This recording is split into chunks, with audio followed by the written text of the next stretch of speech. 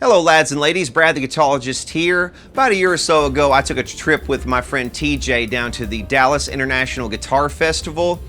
This year we've done the same thing. We drove over there, and last year a lot of you guys were pretty skeptical of some of the prices that these dealers were asking. It was pretty high across the board, and I suggested also that some of these prices are just starting a conversation with you. You know, you don't have to pay the prices on a sticker. This year my particular area of interest is going to be walk around the show, look at some of these prices, look at some of the gear that's here, and also see if any of this stuff is actually selling or if indeed the guitar market is entering a period of stagflation like we're starting to see with some of the other areas of the broader economy. It's probably going to be a 2 or 3 or maybe even 4-part series. I'm not sure yet. These are going to be probably long videos too.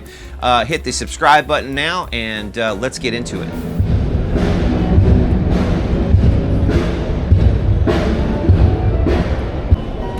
That's a cool piece. It's called a Cuatro. I built that for my daughter-in-law's dad in Puerto Rico. He passed away and I got it back. Yeah, they've got a bunch of really cool stringed instruments in like South America and stuff like. Yeah, the Cuatro actually is supposed to have 4 strings. Yeah. And in Puerto Rico they added a 5th. This is just like the guitar. E, A, D, G, and then the B is moved up here. So there's a lot of 2-finger chords. It's really easy to play and sing with. Can I try it real quick? Do you mind? Thank you. That seat right there. The chair's easier.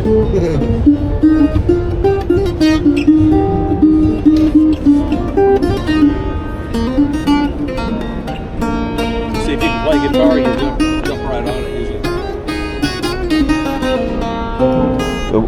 We're not tuned to fifths? Just like the guitar. Oh, I got you. Yeah. Okay. Of course, you can tune it any way you can hold it up. Waffles and stuff on the wall that's just here. Remind me of the tuning. Is it supposed to be tuned? Let's see, that's... Yeah, it's just like the guitar. E, A, D, G, and the B, the 5th is on the top. Oh, okay. It's probably out.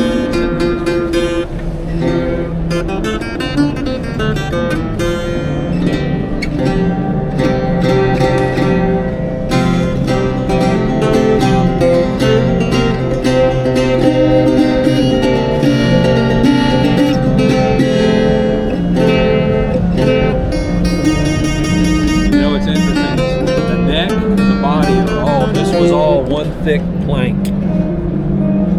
I cut the neck out of a plank, so this is not joined, it's all one piece. Really? I had to cut the back. See that slice right there? I had to cut the back off, cut all that out, glue the top on, glue the back on, and then fit it. That's why they do them in Puerto Rico. So you can do it without any bracing or anything. Yeah, you don't bend sides or anything. Yeah. You just cut it out of one big cord. That's pretty awesome. Yeah. That's really cool. How long did that take you? That's about 4 months. Yep. Very, very nice. New York, and he played for a couple of months, and then he died. She goes, "What do I do with this?" I said, "You send it back to me. That's what you do with it." Got the Puerto Rican like, yeah, you have to cabbage tuners. Yeah, I was gonna say, yeah, you had to cut them up and stuff, didn't you? Yeah, if you buy that, you can buy sets from like Brazil, but they're like $75 shipping. Yeah. $300 deals. That's kind of Did you have to reinforce the neck at all? Oh yeah, it's got a rod in it. Well, it's not adjustable. It's a metal rod. How are things going for you guys? That's super cool. Isn't that neat? I wish I could play it. Maybe I'll come back and figure it out before the show ends. When you hear the Puerto Ricans do it, and you listen to it, and you go, that looks simple, but it's a lot of. Yeah.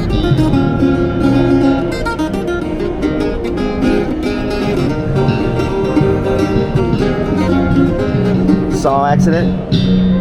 Oh no, actually a helicopter gear machine. Really? Blew apart. It hit me like a bullet. Oh man. I mean, it hit through the thumb. It hit here and it hit the finger and just went boom. Just nothing. Just eviscerated it. Just dust. Wow. Yeah, real fast. It was like a bullet. Changed the way you play, didn't it? I didn't play for a couple of years because the brain says, you know, like when you play your major chord, no, that's not there. So you're right. doing a lot of squirreling around and 3-finger, 4-finger chords. I cheat. Yeah. But after a year or two, when I could finally touch things, I just said, well, I'm not going to quit. I always tell people with injuries like that, you know, slide, start, you know, maybe do something different. Yeah, everybody's got a suggestion until it happens to you. Right, yeah, Like, exactly. Just switch over and play. No, brain's already wired. I don't know. Well, it's very nice to meet you. Yeah, well, take care. Yeah. I'm sorry, what was your name again? Bo Walker. Bo Walker. Nice to meet you, sir.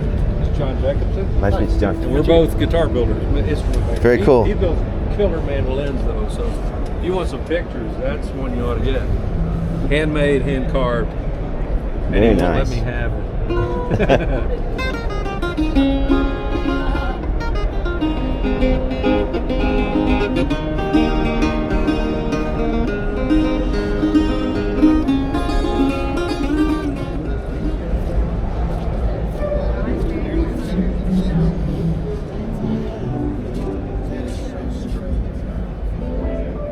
Here's the first of many Alamo amps I was able to see at this. $400 actually seemed like kind of a deal.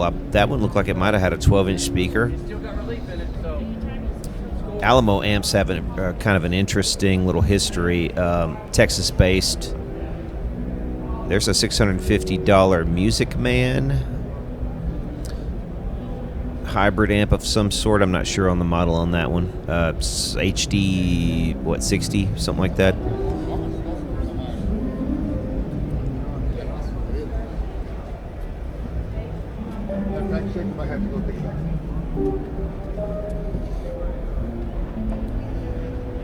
And this booth coming up here has got quite a few nice amplifiers in it. Starting with that super reverb right there. That looks like possibly an early 80s model, just judging by the flagless Fender logo. Cool Marshall Jubilee, a Kendrick amplifier. That's a Texas-based amplifier as well. JMP there for $31.50. There's a JCM 800. And that's a cool amp, $1,150 for that. I think it was was it a Bandmaster Reverb?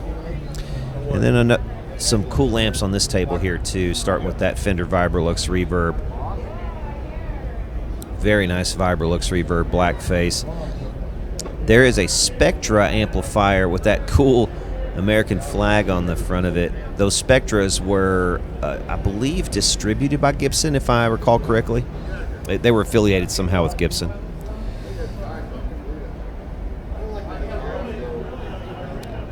Few nice speakers there I would have liked to have taken home. Really wasn't here to shop speakers though. And some amplifier conversions up here. So whoever runs this booth obviously is a tinkerer, which is cool. Very cool. Love seeing that stuff.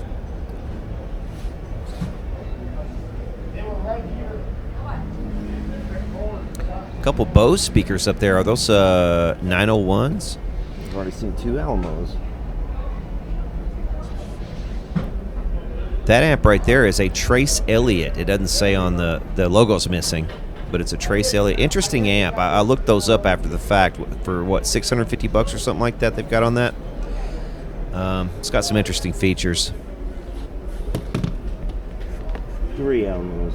Oh. And that's the third Alamo I've seen already since I've been here.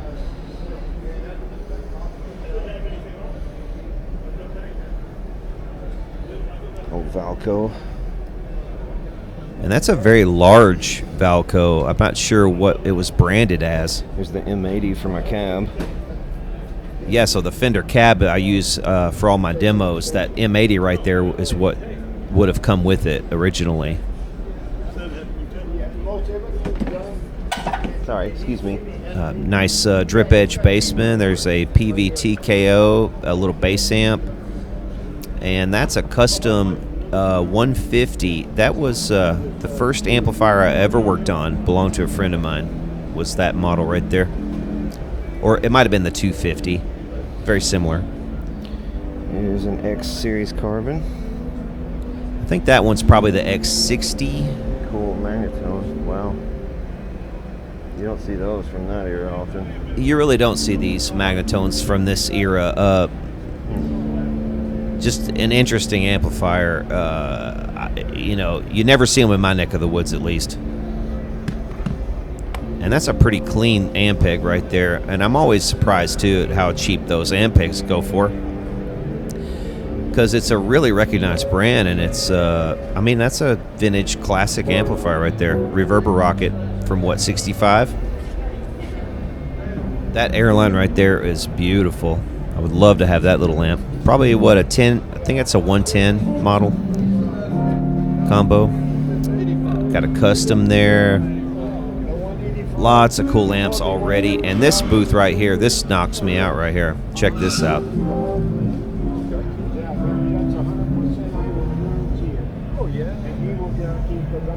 This is a Gibson EH-185 right there, that large amp, and then there's 3 other Gibsons there. Nice little collection. Yeah, no, that is a rare amp too. Yeah. Can we open it up? I got a really good one. Yeah, that is very rare. Yeah, I know how rare it is. Well, That's an awesome amp. yeah, it looks like you need to take it home with you. You never know. Look at that. It's a little sticky. It's got a nice tight fit. Yeah. It's got just an original speaker. Yeah. With the field coil. Yeah. I mean, look at this thing. Has it been gone through by anybody at all? Yes, This is the man right I just here. redone the whole thing. Oh, you did? Yeah, I did this. It's one, funny, I sent him a those bunch of three. amps, and then they put us side by side at the show. Yeah, it worked out that way. Yeah. Some of it. And those three amps up on top up there already done.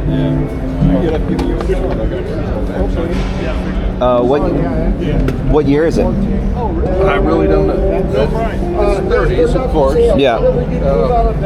It's It's early. got four knobs. Yeah, I think it is early. There's some with 3 knobs. Yeah, I should know, but I don't. They made a couple different versions of the 185 too, I think. Well, that man there is really interested in it. I really don't know what the price on these are. And, you know, it's hard to look at reverb or something and know just what they go for. Something that rare too. It's And then there's no advanced sales on eBay because they don't work for sale. Right. And the what do you do? the demand is weird because players aren't going to use that on a stage. No, it's like that's a at home collector. and studio Yeah. kind of thing. Yep. Yeah, you got a few. I can't remember exactly, but I think he had 2100 on that amp. Yeah, I've got one that would go perfect with one of them. Probably I have that one. The one that matches Okay. that. The case has got the same stripes. Right. Why I didn't bring it, I don't know. Yeah, that's a sweet little collection. Thanks. Thank you.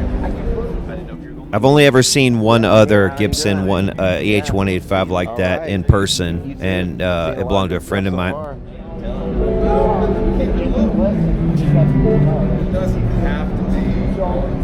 This Fiberlux reverb, look at this brown face Fiberlux reverb for $2,300.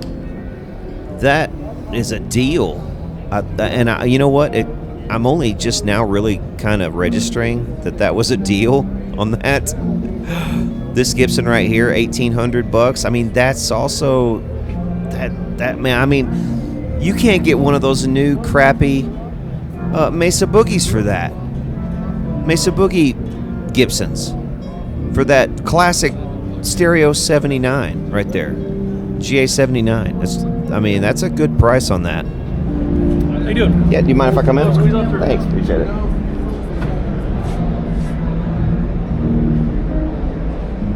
Old 40s Epiphone. It's cool. That Epiphone was built by Nat Daniel Huh? of Dan Electro. That's when he was building Epiphones. Little Magnetone. Couple Magnetones. And a Valco.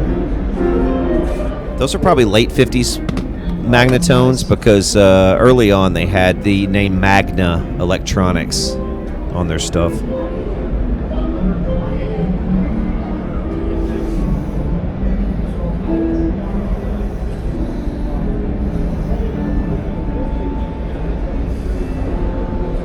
Some nice J45s right there. And a, what, a 00 or 000 Martin. Oh, this is not your booth? No, it's his.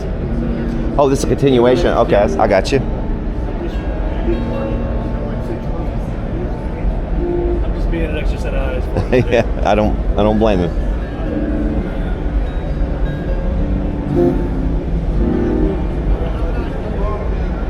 Big crack on that top right there, which is a shame.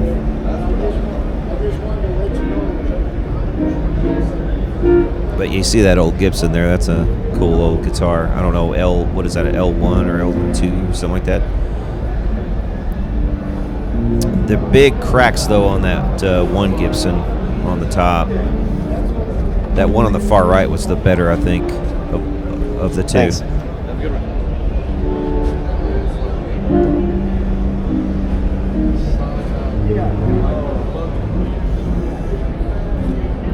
That was a cool booth.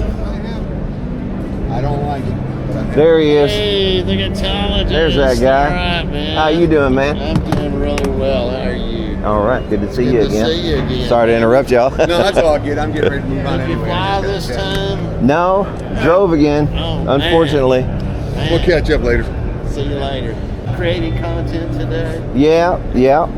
You want to show me your best amp? Well, you know, that Show off something, that man. one that you're looking at is sort of the closest thing to my own invention, and it's a hybrid of the best aspects of the blackface era. It's got a super channel for a front end. It's got a deluxe output section, about 22 watts, with some very sparse bells and whistles. Mainly what I do is clones, but again, I have endeavored to do a 20 watt JCM 800. Right. Not the way that Marshall does it. It's a real JCM 800 here. It just is lower wattage, but that's got power scaling. What you got on the output on that one? The output of this, A couple 84s, 84s, or no. what do you do? What do you use on that? 6v6s. Oh, 6V. Okay. Well, on a JCM 800, all the juice is the front end. Yeah. It doesn't matter what the output section is, Oh, I agree. unless you're going to Wait. really turn it up. Well, that's what I like to do. Well, they won't let you do that in most places anymore. You want to test that No, theory? The main objective was I've built the JMP 50, the late one with master volume, same as an 800, but getting the weight down. There's just no point in an amp like that in a combo being 50 watts in the first place. Yeah. Oh, yeah, I agree. Because you'll never get this thing off of 3 or 4, and it's only 20 watts, Then this is my take on a Black Flag Marshall, and it is 50 watts, but it's power scaled where you can run it at any wattage. Yeah. And that's true power scaling from London Power out of Canada, not this Marshall Origin, any kind of stuff. Well, explain the difference to me, because I don't even know. I've never even messed with power scaling too much. Okay, so You can teach me about something. 20 years ago, this guy up in Canada came up with power scaling, and his name is escaping me. His Kevin O'Connor. Yeah. And he's an engineer that invented this. And so what it does is it scales down the plate, the screen, and the bias voltage, and keeps them in proportion so that everything's biased Okay. correctly. And How is that achieved? through a power scaling circuit board. Okay. And so you've got a power scaling knob that takes you from 0 to full power. Hence, when you turn it down, it's scaling it down. I can run this as a 2-watt amp and have 0 headroom. And as I bring it up closer and closer to no power scaling at all, of course the headroom climbs just like a normal amp would. That's 50 watts. It's got tons of headroom. but the magic place is somewhere in between, and you get that with an integrated master volume that's neither post nor pre phase inverter. It is integrated in the phase inverter. Okay, I'd have to look at the schematic. And you won't find it. Right.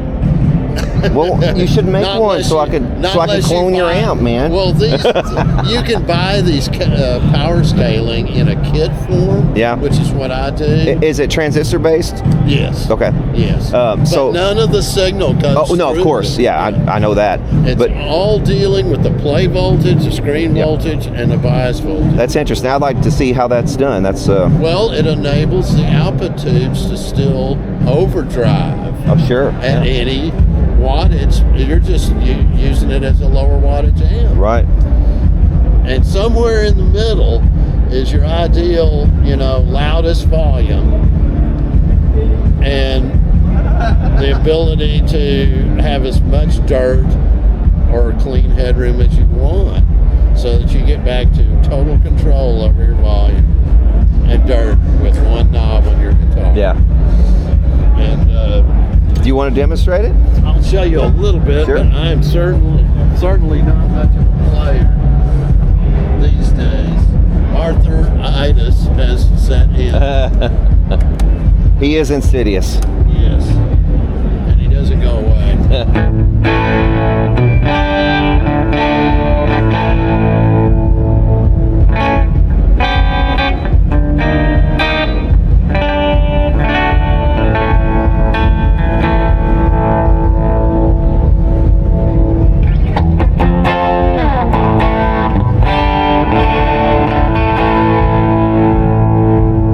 Give me a chance to set my levels too. So,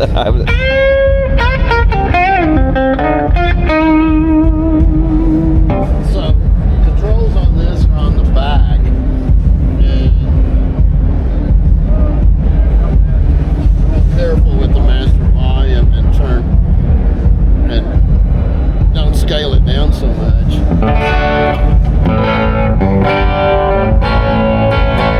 See, she's already getting cleaner. Yeah. It'll just go louder and cleaner until you power scale it back down somewhat. I'm not even seeing the knob. It doesn't matter.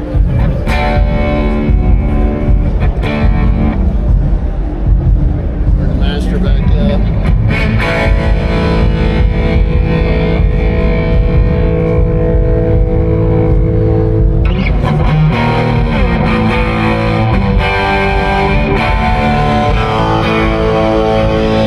That again.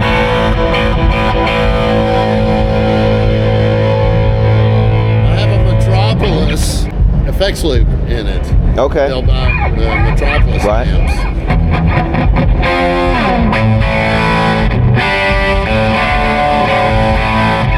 And only the bright cap has been changed. Is that reverb? Oh, it's Yeah. coming out. Oh, it's Yeah. it's Only pedal. the bright cap has been changed on this original JTM 50. Yeah. Wow. I put it comes with normally a 100 PF. I put a 500, Yeah. which is somewhere in between there on the bright channel, so that it's not so dark. Right. But that's the kind of gain you get out of. Well, very cool. It's good to see you again. I'm going to be around, so if you want, we'll catch lunch or something one of these days. Yeah. One of the days we're here, okay? Sure, man. Yeah, it's good to see you again. Good to see you. And I'm sorry, remind me your Ron name. Jinks. Ron. Yep, that's right. Jinks. That's right, Ron. I should have known, but Still watch your show sometimes. yeah. I'm one of those that doesn't believe that you can learn it all, No. and takes great pleasure in trying to learn all I can. I don't care to fail on camera. That's my only talent.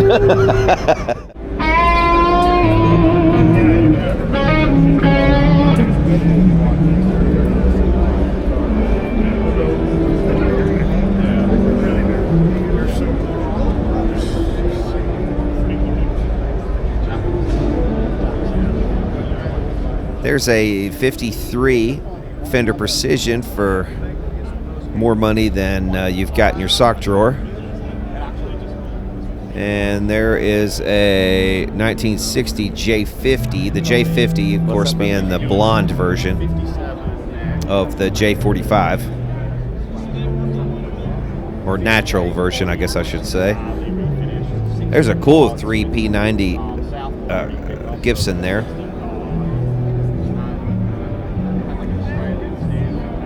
And a fairly reasonably priced Champ Blackface. You know, those went up in value quite a lot, but they've got that one priced pretty reasonably. And then $9,500 for that 59 Super Amp. But look at that thing, that's gorgeous. Just stunning patina on that amplifier.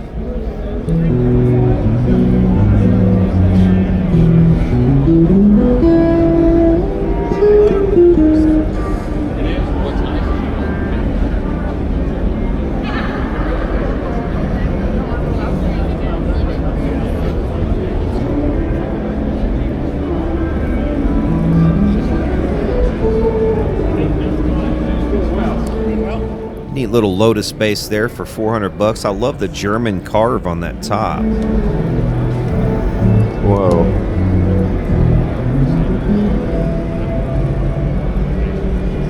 And I don't know if this was made by Harmony. I had no idea Alamo made guitars also. Wow. We're in Texas. It's kind of a rare bird, but it's got the F hole in it. They usually didn't come back to us. How many years did they make guitars? Was it like just a couple years? I don't know enough about it, but yeah. I thought they made them as long as they made amps. That's the first guitar Alamo I've seen. But I'm not from Texas, though.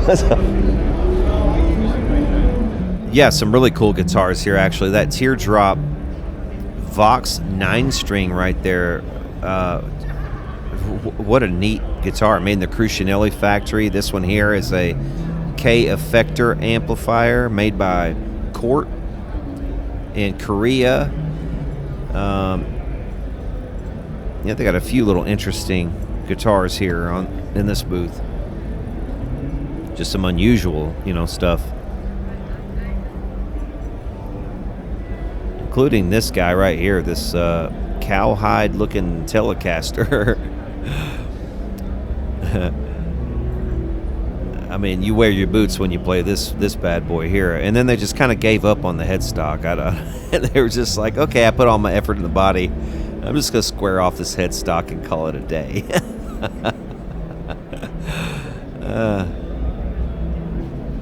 I'm trying to show the names of these booths as well. So, if you see something that you want out of one of these booths, you can call them. Probably, I'm sure they'll ship you stuff. I mean, everybody does these days to stay in business. So, heck, I guess you could shop here too. You could shop too while you watch this.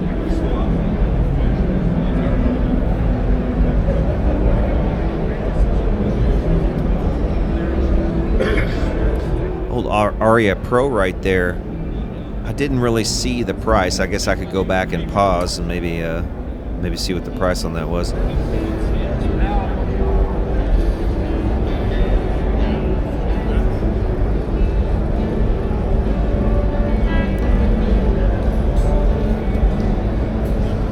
Nice Martin there. Yeah, I'm a sucker for a nice Martin.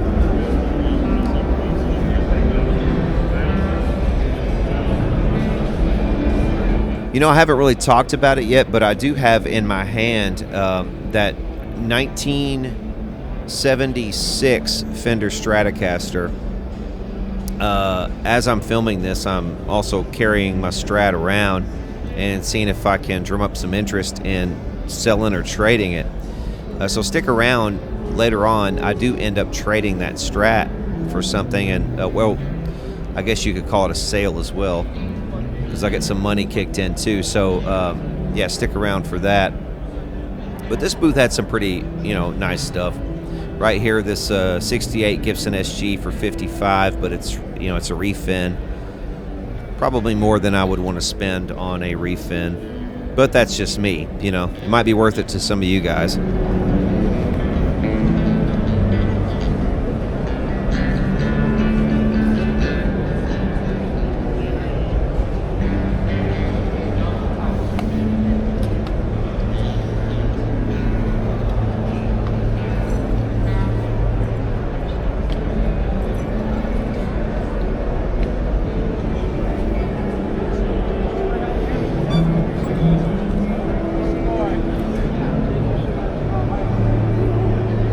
cool old Gibson double neck lap steel there.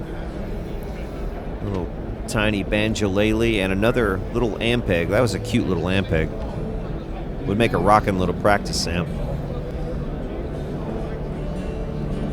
Another Music Man. I don't see any prices on any of these amps though. But like I said, I am trying to consciously, show the names of the booths and stuff. This Bluesman Vintage booth right here. These guitars, I thought really looked great. You know, these are some of the best relic jobs that I've seen done.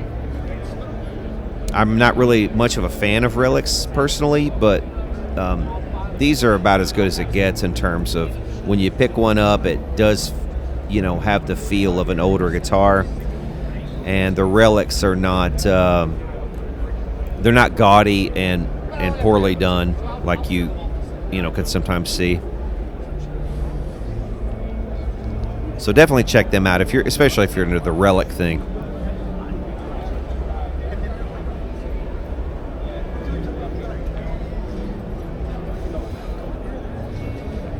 Okay, this is kind of funny right here.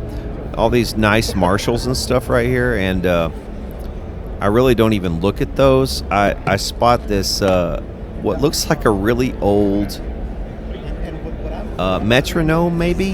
Is that what that is? An old metronome? And I'm trying to figure out what it is and get a picture of it, and I just completely whiff on all these Marshalls. Pretty funny. But then I'm onto these buttons, and they had a whole section in the back of the thing here. Patches, buttons, T-shirts, vintage T-shirts, albums, posters, you name it. Any kind of old memorabilia stuff. They had all that kind of stuff, and it might be worth your while too to dig around in your closets and see if you've got any of those old concert T-shirts from the 70s and 80s or even 90s. From my teenage era. That stuff is really, really worth some money now, some of it. Yeah, I feel really stupid. Some of the probably really expensive T-shirts I kind of wore out, and then because it had a hole in it or something, I just throw it away. Stupid.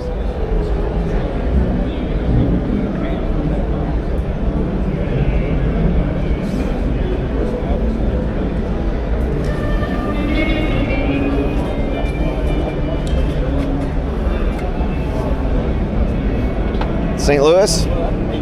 Dallas. Oh, okay. Dallas location.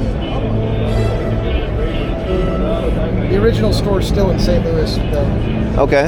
Still in the same spot? Yep. Right on. I've been there a few times. Yeah. Got a couple things there over the years. It's closer to where I'm from.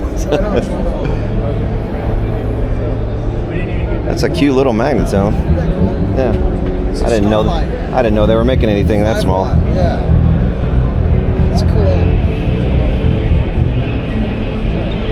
What's with the cigarettes? What is? This is the Dave Hinson's invention. It's a really accurate, really fast tuner, headstock tuner that looks like a cigarette profile. So it doesn't look like a spark. But man, it's fast and accurate too. Like it's not just a novelty. That's funny. It's like we've even tested this against the Peterson and the tuning fork. Dave's a little sharp. That's funny, man. Hilarious. Wow.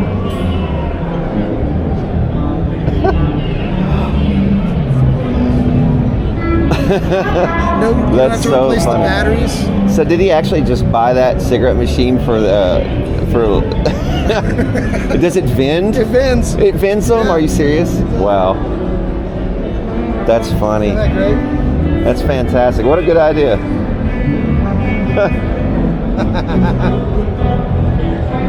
Wow. I love that. It's just silly enough to be cool. Hey Brad. Yeah. Channel's fucking great. Thank you, man. I appreciate that. Thank you.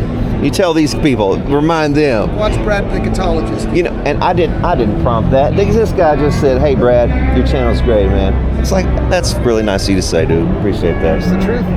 I thank you for it. Yeah, you're welcome. You mind have a sticker for my bench? Yeah, take Awesome, a sticker. man. Sweet. Beautiful. That'll go right on my bench, man. Especially from somebody who said I was good. Thanks, man. Also, what's your name? I'm Jared. Jared. Nice to meet you, Nice to man. meet you, sir.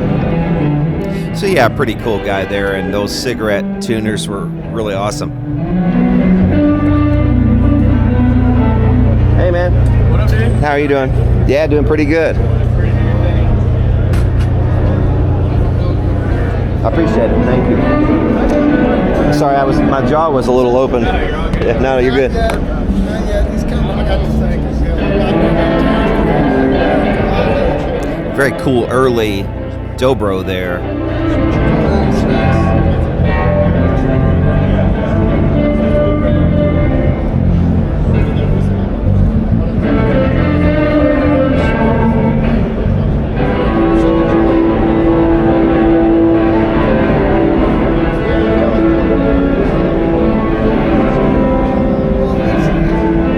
Is this one in good shape? It's been gone through?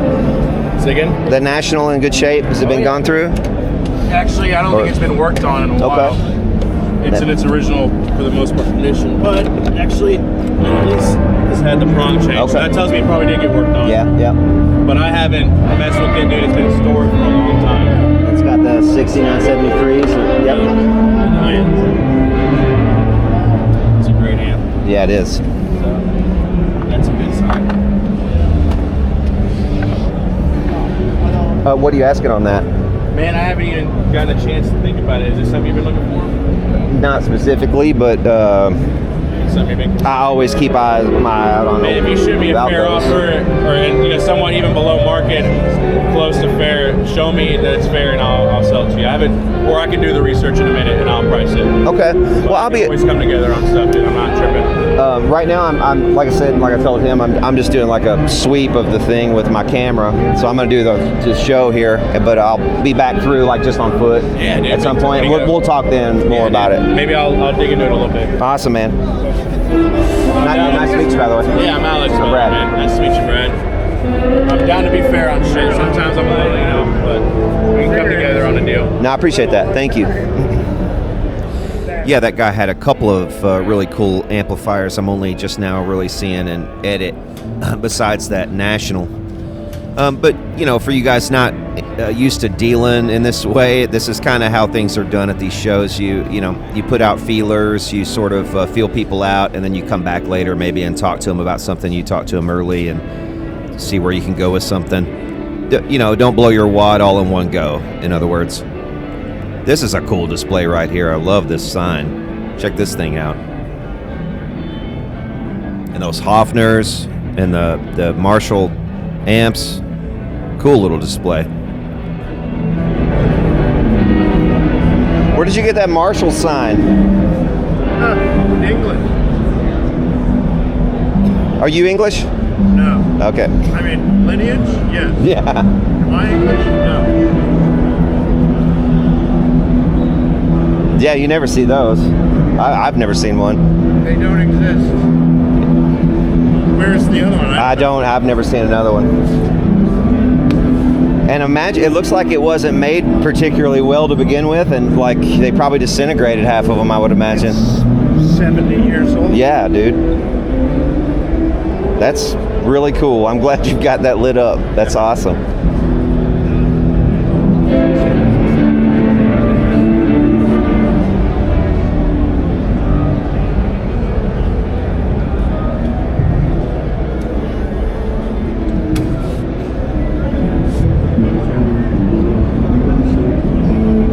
Are you in buying mode as well as selling mode? I'm not yet in buying mode.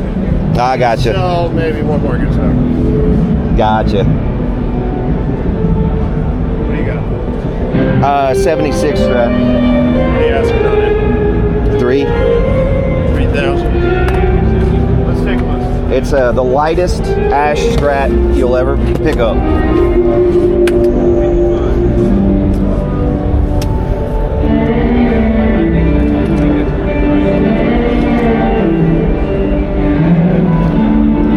the original. Sorry. I've got the original saddles and everything right there. 3-ways right there. It's been refretted. That's the plate for it.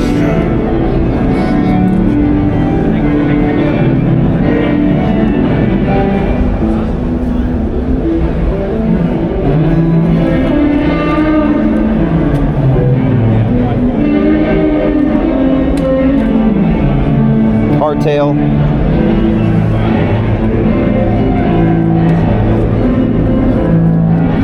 Well, let me think about it. It's cool. I don't know if 3 is my buying price, but Yeah, I understand. we'll see. Maybe I'll sell some more shit and we can talk. I know how it is. Thanks, man. All right, I'll be Thanks around. for showing it to me. Yes, sir. Thank you for looking. So yeah, you guys who watch the channel regularly will recognize that Strat. That is one that I refretted on the channel recently. Really light Strat, so I brought this Strat along, you know, to see about trade fodder. And this is kind of what you do at these shows. You sort of put out a feeler, you know, make contact with this guy. Maybe see he might go over to another dealer and try to make some kind of 3-way deal or something happen. See if that guy wants a Strat, and he might have something he wants. And you know, this is the way things work. And you just carry it around, put out feelers, see where people are with it. And then, you know, later on in the show, if you want to come back and take the best offer or something, if that offer is still standing, you know, then that's what you do. Otherwise, you know, you might be trading for something you didn't intend to trade for, as we'll see later. Hint, hint.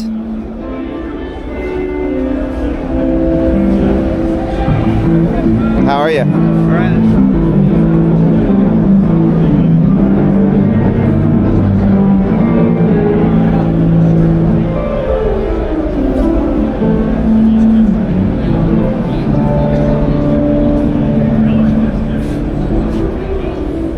Yeah, I came to this guy's booth last year, and he had some of the craziest. That D21 right there for 12 grand. I have a D21. I have the first year of a D21. There's a D18 for 42, but man, this guy has got some phenomenal guitars. Look at that D18 from 1937 just hanging out in the back row back there. I mean, look at that thing. It's absolutely gorgeous to me. It just, that's beauty personified right there. I mean,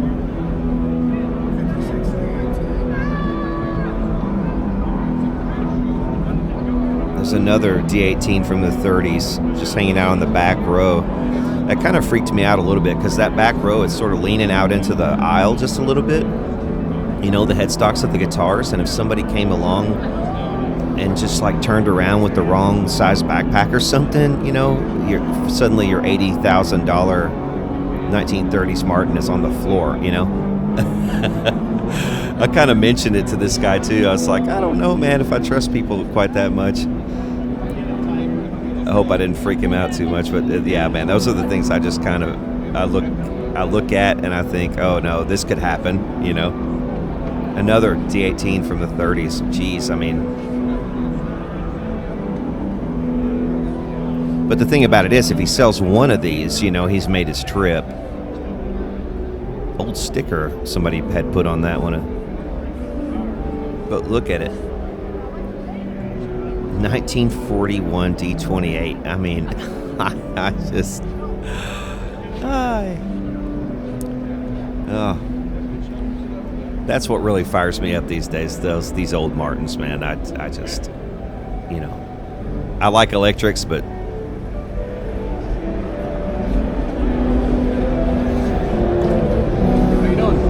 Hey, how are you, sir?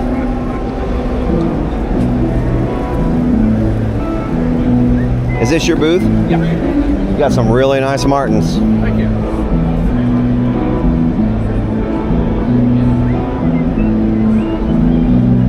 Yep, kind of. I could only dream about right now, at least. Are you in buying mode on anything? I've got a 70 Strat. You interested? Well, we got some we're trying to sell. Yeah, I see that. I should probably ask the people who don't already have a 70 Strat. There you go. Well, you know, it's hard to know where to price price stuff these days. I know. Yeah, price too high, you're not going to sell it. You know? Right. Probably our problem. Sure. But the thing is that the inflation has kicked in so much, it's driven the prices of the new ones up, and you can't rightly price the vintage one lower than a new one. Thanks, Joe. Yeah, right. Exactly. Exactly. Yeah, I don't think any of them are hardly doing us any favors anymore. But my name's Brad, man. It's nice to meet you. No, sir. I have a YouTube channel, and I trade around a little bit, but I don't have a shop. Just online. But you have a nice one. Are you in Oklahoma? I'm Tulsa. Another guy here over here, he's from Tulsa City. Are you finding all these nice Martins in Oklahoma? No. Okay. Well, we good portion of it, but Ludwig reach out. We do shows in California. I'm the guy that puts on the California shows. Oh, okay. So we kind of get around. So you get around. Yeah, I saw you here last year and was drooling over some of your stuff last year too. We normally have both sides of the aisle, but we trimmed down this year. Yeah. Get too old to keep up with 150 guitars. Travel about half that this time. Yeah. I was looking at those on the back row. I was like, man, he's sure trustful of people. Like, you know, putting that Martin back there on that back row like that, and you know, somebody come along with a big backpack like this and swing around and knock it off. I know.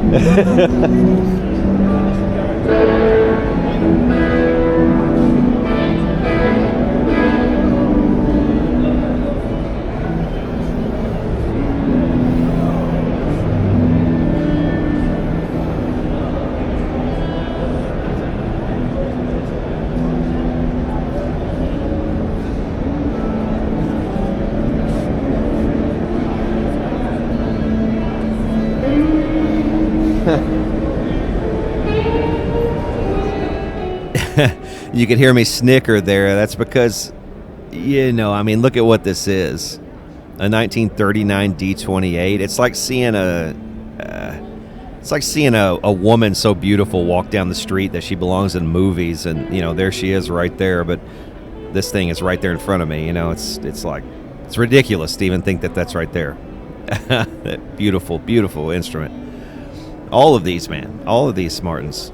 I'm just, you know, they kind of make you even want to skip over these 60 Strats.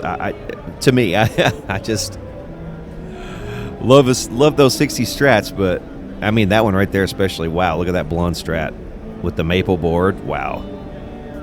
58. Gorgeous, gorgeous, gorgeous guitars. I mean, that Paisley Telly, not to mention, I mean, there's a 54 Les Paul. Beautiful gold top. Lots of really high-end guitars there. Nice, nice stuff. Great booth.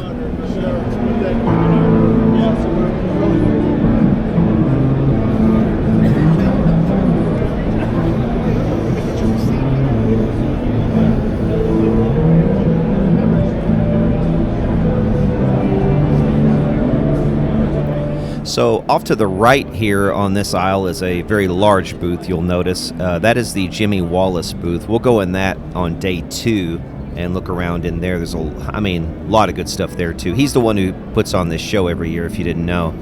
But like I said, we'll hit that on day 2. There's really too much in there to fit it all in on one day, so.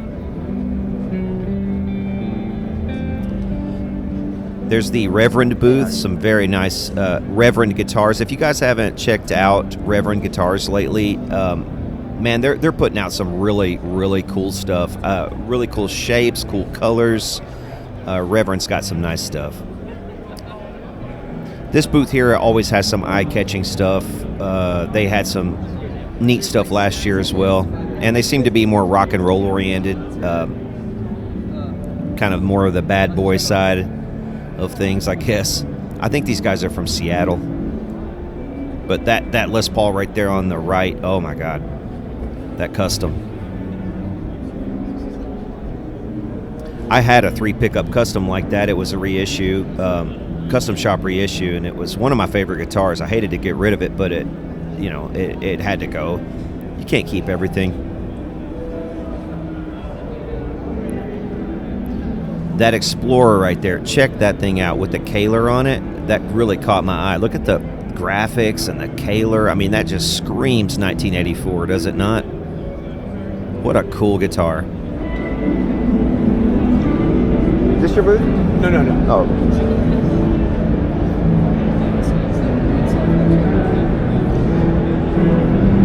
Is that the original Kaler on that Explorer over there? On which?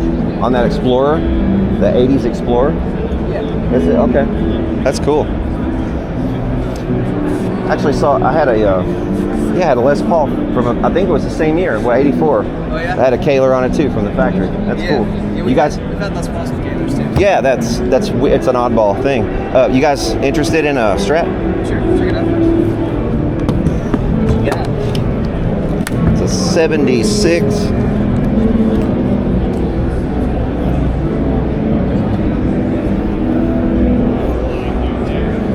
Hardtail.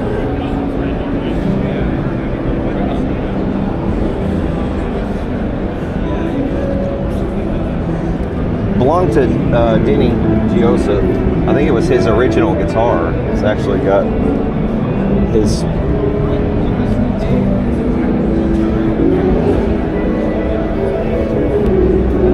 And do you know what you're looking to get for it? 3. It's got a 5-way in it right now, but it's got the original 3-way in there, and the original saddles are in there too. The rest of the electronics are stock? Yeah, it's all stock. You're welcome to look at it if you're interested. 3K is a little steep. I've seen them go for about 25 to 29. Okay. Where would you want to be on it? I want to be at like 18. Okay, so let's take a second here to admire the cheeky offer face. But you can't blame the guy. I mean, everybody does it, right? Especially if you're flipping instruments, you're flipping anything. This is how you do. You know, just like I was asking 3,000, and obviously I would have taken 25. So he offers 18, and he would have actually paid more like 22. So that's just the way business is done, folks. If you get mad about it, then you're in the wrong line of work. You can't get mad about these sort of things. It just is what it is. That's the way a free market operates, and that's the way everything finds its level, right? It's like water. If you pour water into a container, it's going to automatically find its level. Well, the market is supposed to behave the exact same way. Unfortunately, we've got so many outside forces acting on the market these days that we no longer live in a free market with a free society. You know, this is the way things are supposed to be done. That's why you have open markets. You have places where people put in bids and make counter offers and things like that. So you can find its level, right? It has to find its level. Okay. Yeah, no. I'd meet you at 25. I'd do 25. I think there's still some margin in there. It doesn't really leave me enough to, but it would have to sell for the most that it's sold for. So, how you doing, Tom? Interested in being mine? We'll take a look. Yeah, just try to. I do 22. I'll consider it. You're like the second guy I've asked, so I shop around. Yeah, let me shop around a bit. You're definitely in the right place. Yeah, for sure. Yeah. But no, thank you. Appreciate the offer. And your name? I'm Zach. Zach, nice to meet you, man. I might be back. Right on. Thanks. So yeah, you could see there by not taking the first offer, you know, I mean, the offer came up $400 in a matter of a couple seconds. You know, but even when you walk away, you have to be prepared to walk away, first of all. And you always be respectful. You notice I shook the guy's hand. I thanked him for his offer, and I meant it. You know, it's the way business is done. You know, you leave people with a smile and a good impression, and hopefully they'll remember you next time. You know, it's not every deal is going to come off the way that you'd hoped, and that's just the reality of living in the world, man. You know, but you try to be respectful to everybody, and I don't claim to be some master negotiator, but you know, there is a skill in it, but you can learn by watching others, and hopefully this video will kind of inform some of you guys who are reluctant to make offers on things and to negotiate and to, start that kind of a conversation with a guitar dealer. Even a music store that you walk into, they will negotiate with you in this manner. You just have to know the language. You have to know how to do it. And, maybe this will be useful for some of you guys to see these kinds of negotiations happen and see how it's done. But the number one thing is know what you got to have out of something. Don't be rude. Don't be mean. There's no reason for any of that. Always be polite. Be respectful. Leave, somebody with a good taste in their mouth, regardless of how the deal comes off. And you're going to be fine, If you don't get the number that you wanted, be prepared to walk away, and sometimes you'd be surprised, they'll stop you going out the door and turn you around and say, okay, I'll do your number, right? So just keep that in mind.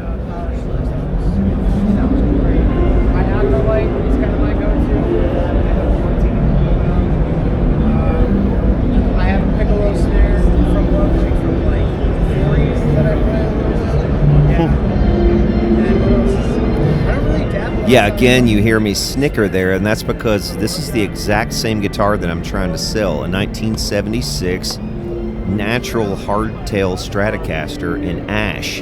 And I pick it up, Yep. and I'm saying yep because I'm confirming that this is a light Stratocaster. So it's something, man, to do with 1976, man, and Fender got into some really light swamp ash, and that's another example of it right there. Tried to get the price of it. I think he was asking 30 something. Was he asking there? 3,500. This one does not have an S serial number though, like mine does, and I don't know why. I'm not sure on that. Somebody inform me on that. Why do some of these have the S serial and others don't? Maybe that neck is as a transplant. I'm not sure.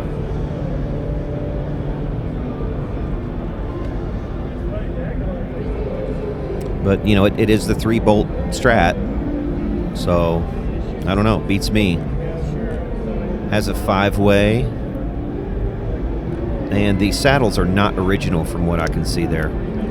But yeah, that's exactly pretty much the same guitar that I'm trying to sell. 76 hardtail Swamp Ash Stratocaster.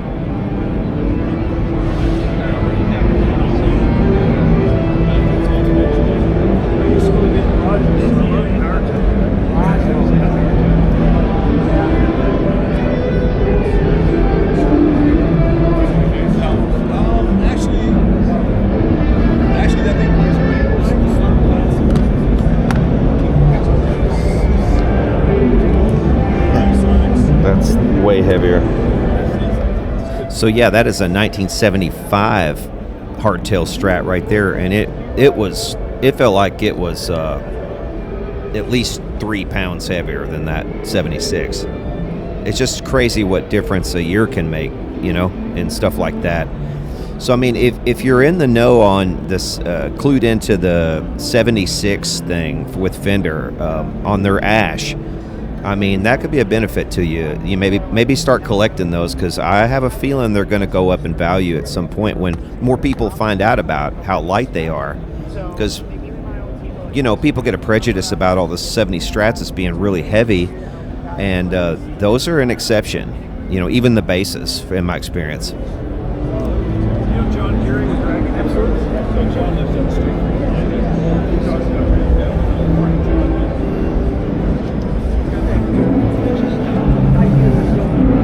You think it's all original? Sometimes looking back, editing these, I miss all kinds of things, and there was a really cool old BC Ridge there I wish I'd have gotten a closer look at.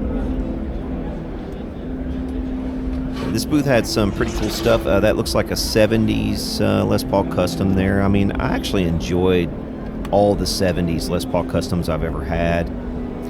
Here's an interesting one. This is a 75 Ovation Breadwinner, but this one has the alternative cut, and it looks like they lowered the price down to $1,000. But if you look at the Breadwinner that I've had on the channel before, and I'll put a link up in the upper right-hand corner of your screen right now if you want to see that later, it's a different shape, it kind of than that one right there. So that's the reason I was drawn to it. I wanted to get a little closer look at that different shaped version. Here is a 1980 Fender The Strat for $2,900. I had one of those in blue once. Really nice guitar, man. All of the hardware on those are 24 karat gold plated, like actual 24 karat gold plating. Just really heavily built, very nicely made guitars, and they only made them for that 1 year. Hey, how's it going? Boy, that's an oddball, isn't it? Yeah, it's actually, I love it. I was just talking about how I want to keep it. The neck feels great on it. Nice weight. Did this have something like a stand down here, like a leg thing? A leg rest. Okay. That thing's cool. You got the case and everything with it? I do, but it's just like a canvas bag. Okay. It's not great shape, but it's there.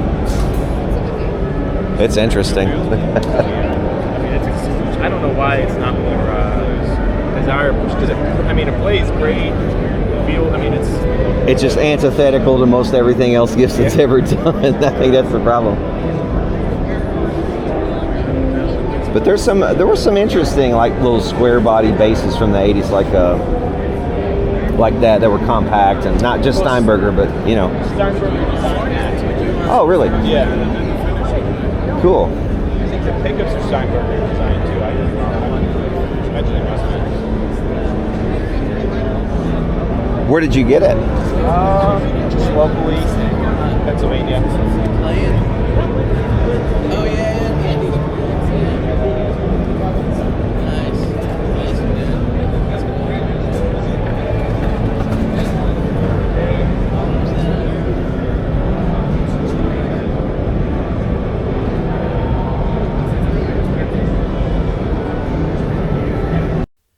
Yeah, two very nice BC Riches right there. I wish I'd gotten a closer look at those as well. Also, on the right there, you'll see a Gibson SG Special.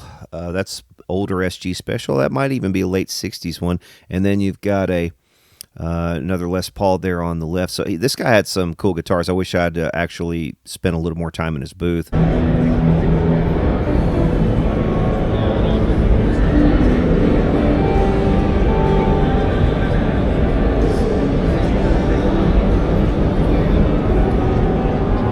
Thanks.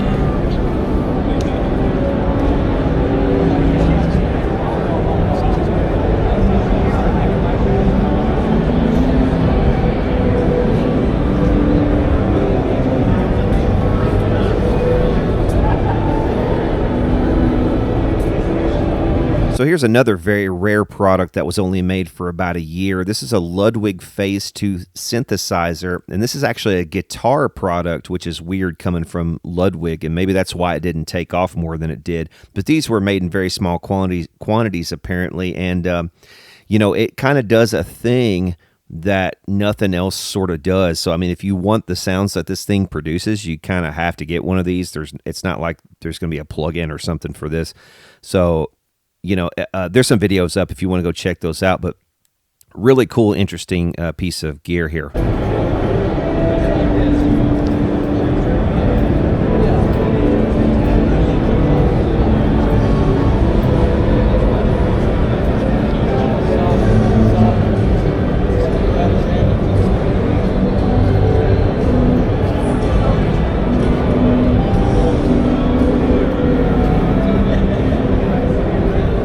Here's another cool piece of gear here. This is a 70s Mu-Tron Biphase. It's a pedal, essentially, guitar effects. It's kind of like a synth. But he even had the little overlays for it. That was actually the second one that I saw, or the first of two, actually, that I saw during the weekend. So this booth, Ninja Pedals, has a lot of nice, interesting stuff. And when I was here last year, talked to some of the other dealers, and they said that this guy basically would go around buying up all the good deals within a 100-mile radius, and I can believe it. It's one of those things like the early bird gets the worm, you know. I think this guy has a passion for it, obviously, and he's a cool dude. I sat with him for a minute last year and talked to him, but he's doing a good job. Nice collection of pedals there. Hello, may I have a sticker? Yeah, they're pretty Cool, thank you. I should probably make a free sign. Oh, thanks, I appreciate it. And to be fair, it looks like that's like for nothing, but FedEx is just very late with their stuff. Oh no. Yeah. Yeah, right? Yeah, like we have guitars and all that kind of stuff. Oh no. Are they supposed to get here soon? There was a rumor like 10 minutes ago that they were going to be here in 10 minutes, so that's why Tom was TV Jones. That's why he went to go see it. Yeah. Well, hopefully they come. This camera that's on my shoulder right here, I ordered it just for this, and Amazon said it was going to be here like I don't know, like 5 days ago, and it kept getting pushed back, and it was the day I was going to leave, and I was like, please get here, please get and it finally got here, you know, finally got to my house. I like the stories where it says it's going to be here like 5 days after you need it, but then it gets there 5 days before. That's definitely better. This one was by the skin of my teeth that it made it. I guess that's what happens, man, when you have stuff shipped. This smooth flash flood of gear, I think they are YouTubers. I think they have a channel as well, so shout out to them, I suppose. I've never really talked to them, I don't think, or they've never tried to talk to me, so. These your builds? Yeah, I'm Chris Brinson of Chris Brinson. Hey. Chris Brinson of Brinson Guitars. Yep, these are all my custom guitars I build. We have Telly style, Jazzmaster style, kind of our own takes on them. I like that offset look. That's cool. Thank you. We actually sold one of those a minute to show over. You did? Yeah. Wow. Congratulations. I appreciate it. Yeah, they look really nice. You like the mastery stuff? I love the mastery stuff. And then on our higher end tellies, we do the Callahan cold rolled steel bridge on there, and stainless steel frets, and the Callahan stainless steel string tree. So you see this is like a little bit different. Kind of got a little bit of. Oh, it's almost a German carve looking like the way it's in there. Yeah. What are you doing with your necks? What are you finishing them? Tongue oil in them, or? Yeah, this is gunstock oil. Okay. Gunstock wax, which I love the wax on it. Man, it gives it kind of like a powdery feel. Sure. It's very fast. May I try this? Check it out. Sure. This guitar is 6 pounds. Oh wow, yeah. Lawler pickups. I love the weight of that. Yeah, man. It's not hurting my arm. They're not all like that. No. You know. Very cool, man. Well, cool, man. Oh, Brinson? Yep, Brinson Guitars. All right. Nice to meet you, man. All right, you too.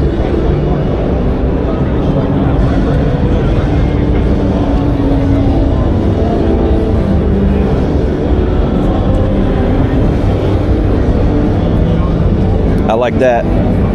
Yeah, thanks, man. That one's a little heavier. Yeah, but I bet it sounds good. Mahogany, yeah. Lawler pickups in that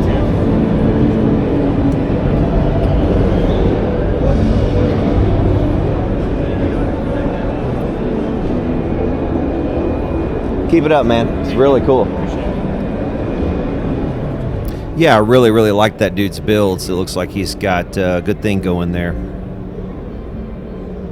Brinson Guitars. Yeah, check them out.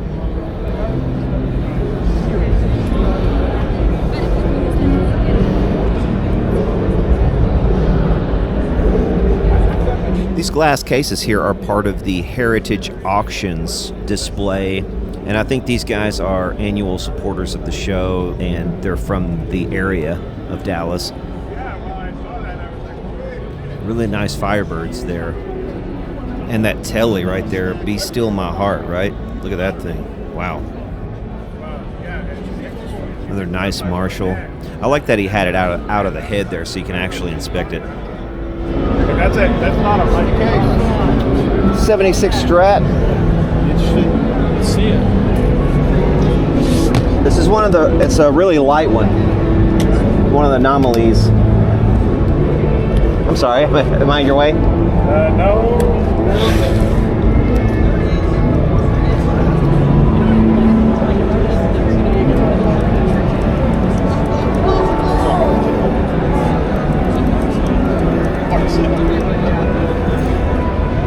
Not a hardtail fan? Hardtail means hardsell. Yeah, I hear you. So yeah, hardtail means hard sell. I was taking that as a personal challenge at this point. Okay, so you think I can't sell it? I'll show you, man. These are cool. These yours? Yeah, I built these, huh?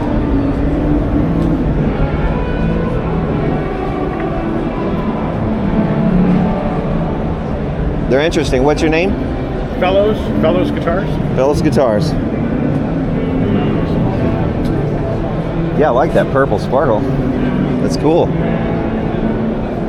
Yeah, so you guys who know me know I'm kind of a sucker for an oddly shaped guitar at this point. I just feel like I've seen every Strat and Les Paul under the sun, and Telly even. You know, so it's like, I love that stuff, but, you know, when I see something new, I'm immediately drawn to it. Very nice, man. Thank you. How long you been doing it? About 10 years or so. Yep. Super cool. Have a good show. Thank you.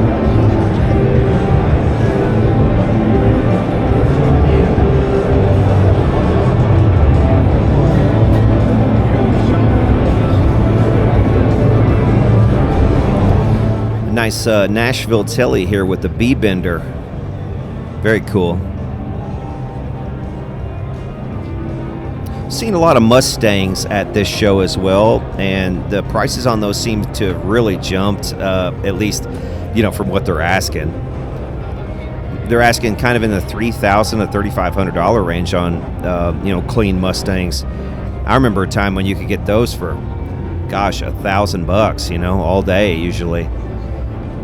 Even for some of the competition ones, like Competition Orange and Blue, you know, they were hovering around that $1,000 to $1,500 range.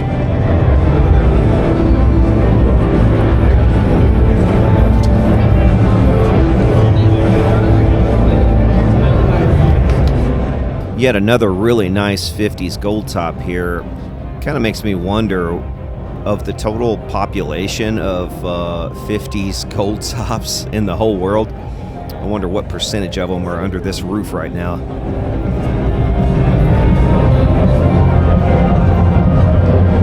What's going on, man? Yeah, you want to look? It's a Strat. What year? 76. What are you asking for? Asking 3. Okay, so I've already made a mistake here in the negotiation. Never use the phrase asking such and such. So don't say asking 3 or asking, you know, don't say that. You just say the number. Because if you say the word asking, or if you repeat the asking nomenclature to the person, then you're indicating, okay, this is what I'm asking, but I will take something less. There's a subtext there that you have to understand psychologically. So that's already a mistake on my part. I just, you know, I've already talked to 3 or 4 people, so it just kind of, the conversations tend to run together. So that was a mistake already. Thought that was missing.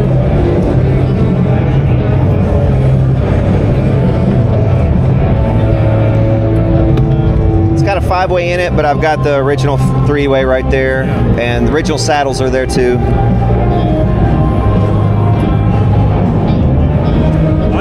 Light, very light. You'll only find that in a 76, apparently, in my experience. Oh, really? It's weird. You get, like, pick up any 75, and they're like, ugh, boat anchors. And 77s are back to boat anchors. But What the deal is? I've never noticed. It's Is that the deal? I've never noticed. They had a run of, in 76, apparently, of some light ash wood, and I had a bass, too, that was the same way, and it was a 76. And it was just like, yeah, light. I asked him when they say he's going to pass. What's that? I asked him when they say he's going to pass. Okay, all right. Thank you. Thank you. I'll make a phone call. Have a good show. What do you got here? It's a 74 D28. Does it have the pickguard crack? No pickguard crack. This is a real clean one. Real clean. What are you asking on that? I've got a 35. Okay. Yep. So yeah, a 74 Martin. The reason I asked about a pickguard crack is because those tend to get the pickguards on old Martins from the 70s. They were finished over the pickguard. So what ends up happening is that as the top kind of shrinks, it breaks the wood around the pickguard. So that's why I asked about that. This guy was actually still trying to sell this thing by the time I left. I don't think he ever did sell that Martin, unfortunately for him.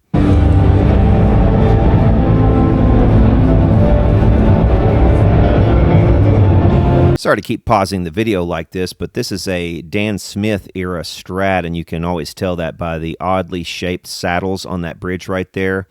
Also, the fact that it only has one tone knob and that the input jack is moved from the boat jack on the body up to the pick guard like that. And they only made these in the what's called the Dan Smith era.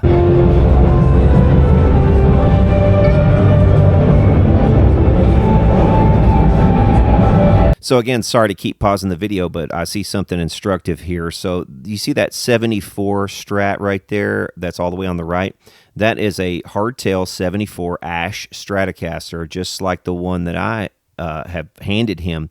But do you notice how he remarked on how light mine was? Now, that's probably because that one right there is a boat anchor, and they're asking $39.99 on that thing, and you know, that's a lot of money. So, but it gives you an idea of what they're willing to pay, and also what they're willing to come down from, or come down to if you're buying from these guys. You know, like I said, never go in and just pay what's on a sticker. Make an offer that where they still have some margin.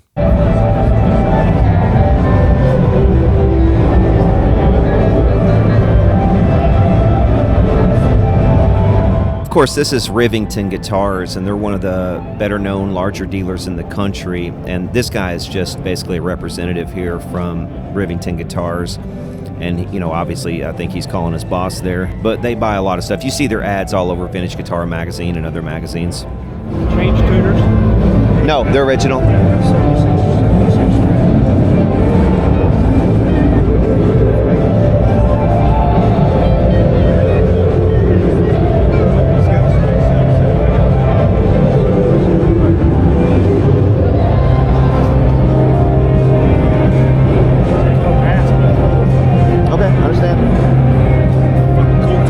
Yeah, thanks. It's a 76 Strat.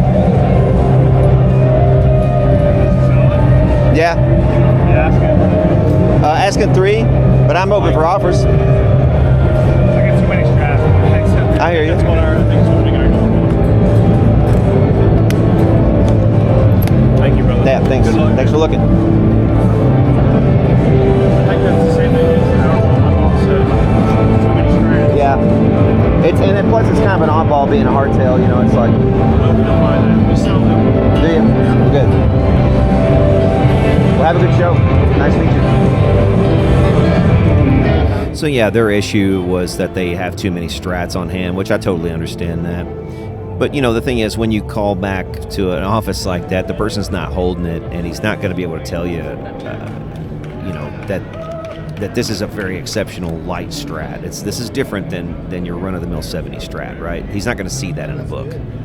That's the problem with you know, price guides and stuff. You go by those sometimes, and you miss little details like that that might make all the difference to a potential buyer.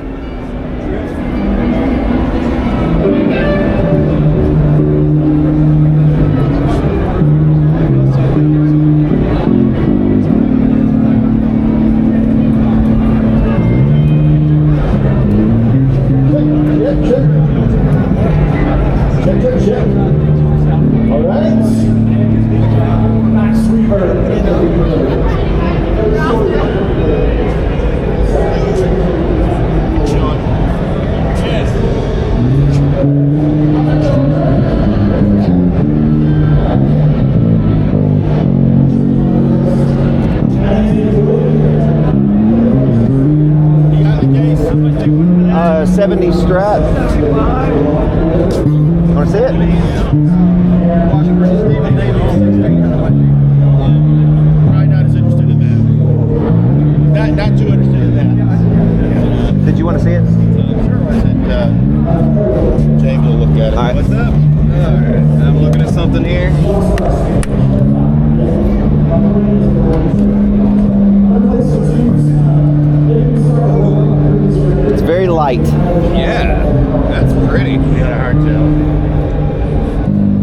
that's the light. 76. Yeah, 76. That's the lightest Strat you're going to find from the 70s, I guarantee it.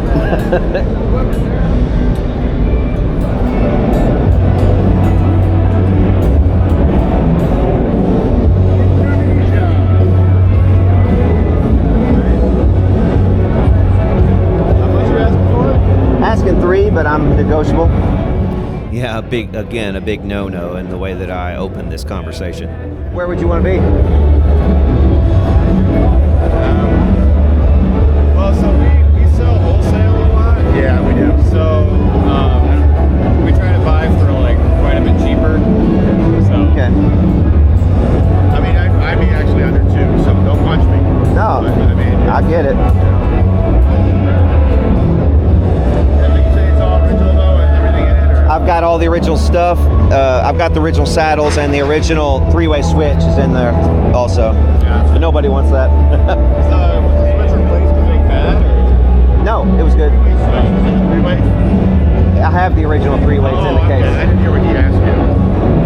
No, originally it was. I've replaced it with a 5-way. That's nice. The lightness of it is the thing. It makes me miss my 71 Strat. Yeah. Yeah. Yeah. Well, thanks for looking. Appreciate it. You having a Just good so show? I know, how flexible are you? I think my bottom right now is 25. Yeah, I had a hard time, I was buying these, for a while Strats were like, especially the mid and late ones. I had a guy that was trying to sell me a lot for 16 to 1800, and then, of course, I'm selling to dealers, but they didn't want to, I'll give you, 16, 17, so I don't know, I just didn't have any way to. Yeah. I think there's more room on them because the younger people who can't afford the older stuff, I think there's Changed over the last few years. Yeah. But, well, we don't have luck with this stuff back, so maybe we're something out. kind of where I'm just kind of feeling it. And if I can get 25 and leave with that, I'll be probably happy. But if I can't, then I'll just take it home and wait, But thank you. Yeah. Yeah, so as soon as they said, we like to buy wholesale and sell to dealers, that kind of excludes me right there. I mean, that's what everybody in this building's doing, right? I mean, they're not exceptional in that regard. Everybody wants to pay as minimal as possible. So, yeah, I knew immediately that wasn't going to happen. So my bad negotiation beginning didn't really matter anyway.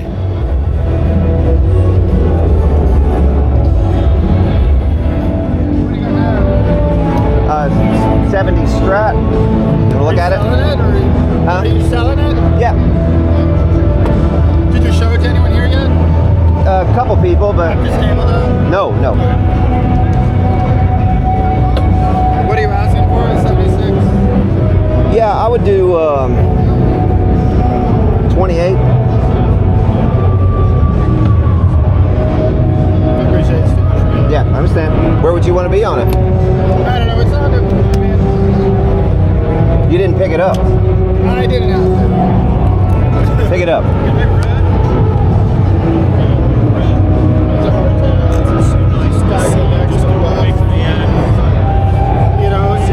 I could probably sell it for 24, 25, and then take it over. Okay. I understand. Thanks, though. So, yeah, that was an interesting interaction. And, frankly, it kind of put a bad taste in my mouth, if I'm honest. That's kind of not the way I like someone who I'm dealing with to behave. I don't think he could be any more jaded, really, than that. I understand that everything's down to dollars and cents, but, when I say pick up the guitar, and he's like, I don't have to. All right, well, it makes absolutely no difference, It does make a difference. I'm sorry. If you pick up something and it's unusually light like that, it's like, oh, okay, I'd expected like a boat anchor or 70 Strat, which I'm sure is what he was expecting, but he didn't care, and that just shows me, it's all about numbers to him. So it's, I'm like, hey, appreciate it, thanks, trying to leave on a positive note, and he doesn't even acknowledge it. He just kind of like, I don't know, just seemed really jaded to me. So what do you guys think? Tell me down in the comments. I'm not ragging on this guy particularly. I'm just saying I think it's a good example of how not to behave.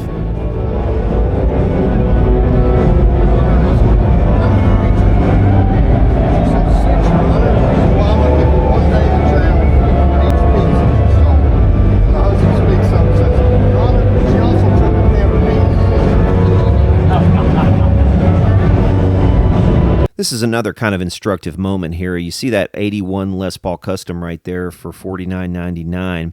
Well, that's actually $500 cheaper than you could get a brand new identical style Les Paul Custom. So, I mean, you could either get something from 1981 that has, you know, over 40 years of history to it and mojo and all that as a vintage guitar, or you could buy a brand new Les Paul Custom for $500 more. Which one are you going to choose? You know what I mean? It's just weird, the market right now. And, you know, the price of all the materials, the price of the labor to produce a brand new Les Paul is through the roof. And, you know, the transportation, all of it, you know, is through the roof. The employees at the Guitar Center or Sweetwater, wherever you're buying the thing. And it's interesting that I mentioned Sweetwater now because they've actually discounted their Les Paul Custom in this style by $500. So it's actually down to $49.99 advertised on their website. And that's something you shouldn't be seeing with Gibson because they have strict MAP pricing, minimum advertised pricing. And that tells me Sweetwater's to the point where they really don't care about the MAP pricing on this particular one. Maybe they contacted Gibson and said, hey, we got to discount these things. We can't keep them at your recommended price anymore. So, you know, weird things happening in the guitar market right now. It's a buyer's market, I would say, for sure.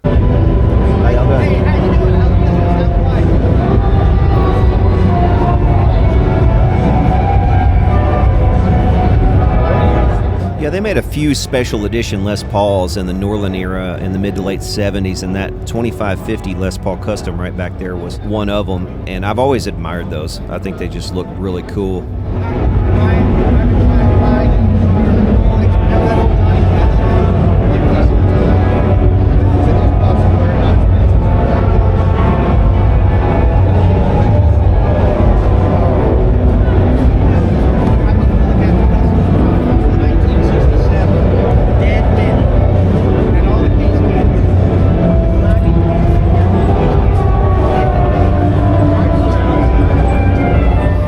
1979 Deluxe Reverb for $1,800. Now, some of you might say that's too much money for a Deluxe Reverb from '79, but I'm telling you, that's all hand wired. It's very, very similar. It's going to be the same exact circuit, really going back to the mid '60s. They didn't do much changing on the Deluxe Reverb circuit, so no black facing or anything on a Deluxe Reverb. They're all the same pretty much. So, you know, you guys are asking me all the time, hey, what kind of amp should I get?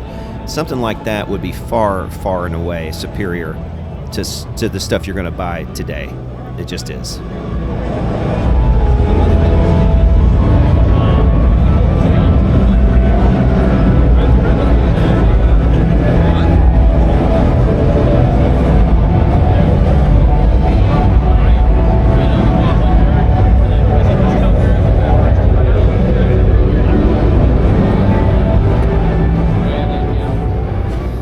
Took special interest in this 77 Jazz Bass because I had mine out from the same year the other day and was doing a little bit of work on it.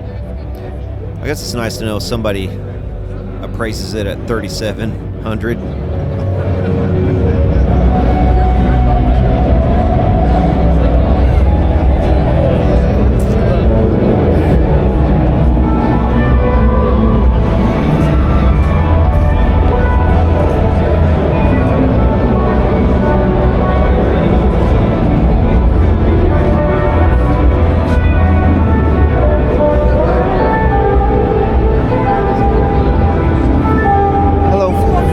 Yes. What kind of guitar you got? It's a 76 Strat.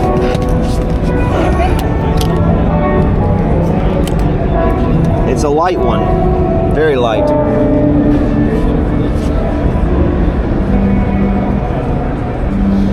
how much is it? Asking $3,000. It's got a 5-way switch, but I've got the original 3-way. I've got the original saddles. They're right here. Original ashtrays there too.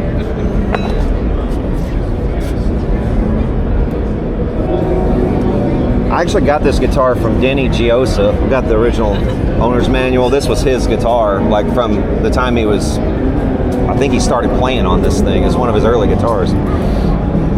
So I keep mentioning the original owner, Denny Giosa, because by sheer coincidence, he is playing at this very festival on this weekend. So, you know, I had actually thought that if I brought this guitar, maybe I would run it to him at some point and say, hey, here's what became of your guitar. You know, would you like to buy it back? You know, it's for sale, yada, yada. You know, but that never materialized.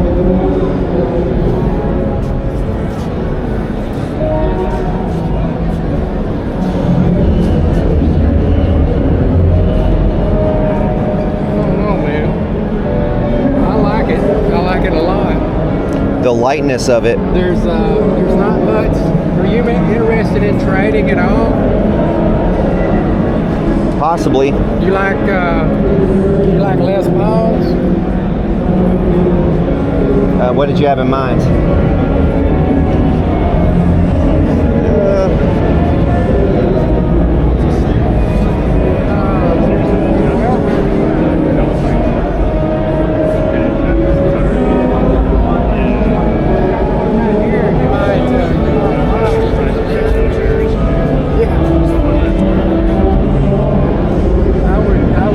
That right there straight up.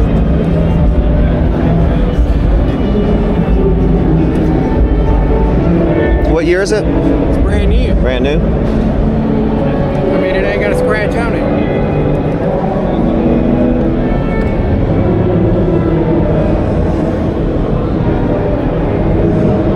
It's even got the baby picture.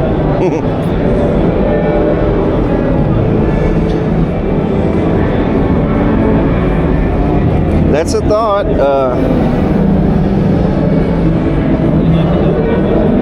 I think I would have to pass on it, though. One of the first rules of negotiation is when you're dealing with an unknown partner, you never take the first offer. That only applies for unknown people. If you have dealt with somebody a number of times and you've gotten used to them, a lot of times they'll throw out their first offer immediately. And it is what it is. But when you're dealing with an unknown person like this, don't take the first offer. Always indicate your willingness to back away from the deal and see where they go with it. I'd have to pass on it. I think you'd be kicking in a little bit because honestly, I didn't come to get a Paul. How much would I need to kick in? How about 5? For him to kick in 5, that's actually a pretty fair offer on my part, and he did the exact perfect thing there, which he kind of grimaced and then went back to thinking.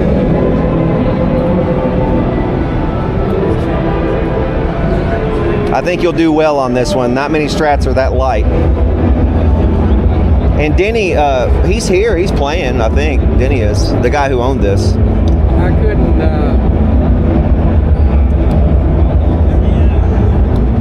kick in 5. I tell you what I'd do. I'd meet you in the middle, 250.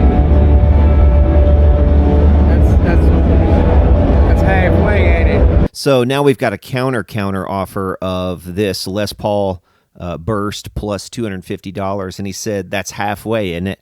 Well, he probably should have said something more like, that's really the most I could do, you know, kind of take it or leave it. He probably should have tried that tactic. I'd come down to 4, and that'd pay for my part of my hotel room. One good negotiating tactic I've always used is try to put the money that you're talking about in terms of something real, like your hotel room or your dinner for the night, or, you know, your gasoline to get here or something like that. It kind of helps people put things into perspective. So you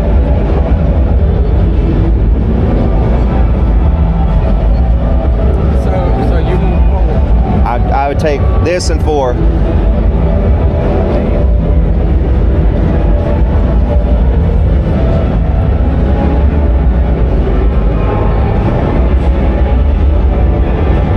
So at this point, this guy's taking a little bit too long in thought right here, so I thought it prudent to say something and to interject and maybe change the subject a little bit and just stir the pot and not let him dwell on whatever it was he was thinking right there at that moment. I'm not really sure why, to be honest with you, but sometimes you just have an instinct for these things, and it felt right there to try to change the subject and ask him what else he had for trade if he was getting hung up on that number. Well, if we're caught up on that, what else you got for trade? Anything?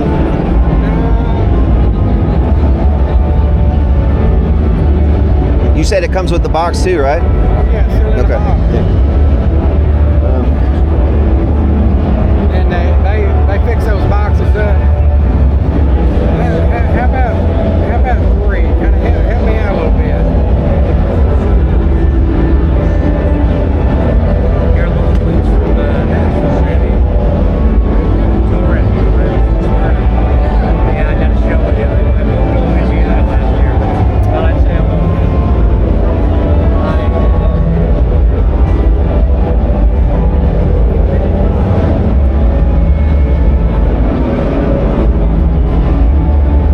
got all the case candy, everything's with it? Okay, so here's another very instructive moment. So instead of going along with his number, once again, I want to end on my number, not his number. And that's kind of the name of the game here. He wants to end on a number that he chose. I want to end on a number I chose. And to show that I'm reaching the end of my rope, I go back to re-inspecting the instrument, start asking more detailed questions about what's in the case and all the case candy and the little minutia. You know, oh, does this have a scratch here now? Does this, because we're splitting hairs at this point, and it helps to kind of go back to the things that you're trading. If he was smart, he would start picking up the guitar and inspecting, well, you know, it's got the frets in here. Did you change anything about it? Is this the original 3-way? Does the original 3-way work when you took it out? You know, he could have done the same thing also if he wanted to. But that brings up an interesting subject too. Some of you guys, when I refretted that Strat, you know, some real, honestly, some morons were like, "Oh, you ruined the value of it." Well, do you notice something about all these negotiations that I've been in here at this guitar show, where people trade all day in vintage instruments? Not one of them asked about the fret job. Not one of them even cared about the fret job. I don't think even a single one of them plucked a single note on the instrument. The person who would pluck a note on the instrument is going to be an end user, of course. He might nitpick about the fret job or something like that, but none of these guys are doing that. And it stands to reason. They know their stuff, and if something's not right, they can feel it and look at it and inspect it immediately and know that it's not right, but they do know it's right. Got the, I don't know why they put that in there, but well, that's never been opened up. Okay.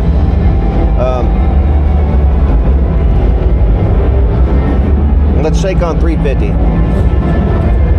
I'll shake on 350. That's buying your dinner. So once again there, I'm putting the difference between $400 and $350 in real terms, like buying your dinner. And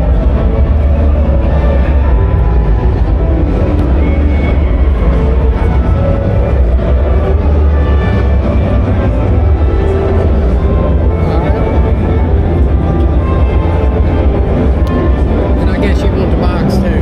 Yes, sir. Does it have the serial number match with it and all that on the box? The whole thing.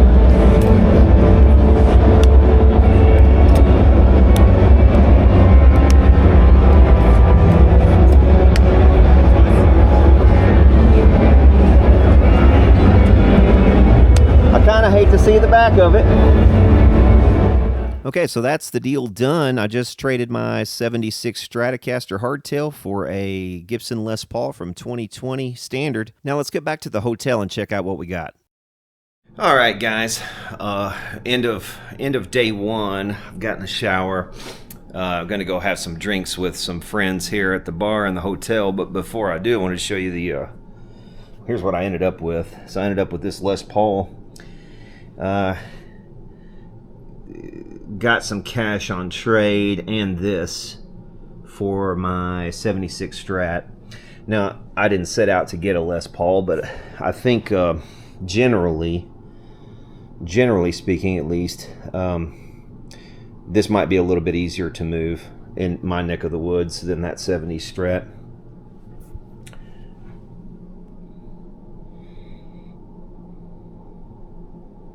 Especially for the color and for it being a hardtail, but I don't know. I don't think I'm gonna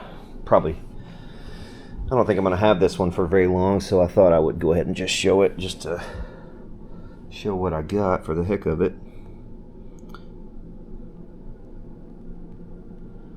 I like the burst on it. They called it a bourbon burst. Came with the original box that was serial number matched and all that, so it's you know, it's legit. It's legit for sure. No, it's a 2020, I think. Is that 2020? I don't know. You tell me. I'm pretty sure that's what the first two numbers are now on these. But I was talking to some guy at the show, and he was talking about how flooded the market is for Les Pauls. So, you know, I don't know. Maybe I did make a mistake, but we'll see. It's got all the case candy. It's, you know, it's all there. So I think I did okay. If nothing else, heck, maybe I'll keep it and play it for a little while and move it along eventually. But I don't think I went wrong, really.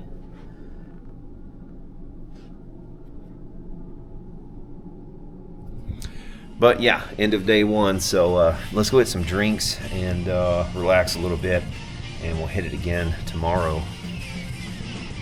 Alright guys, so that's going to do it for day one of the Dallas International Guitar Festival. I hope you guys have enjoyed this one. If you have, please hit subscribe so you can see part 2, which is day 2, and will come out very, very soon. Spoiler alert, I don't end the day still in possession of this same Les Paul, believe it or not. So that should be exciting as well to see what ends up happening with that. And for now, guys, we will see y'all later.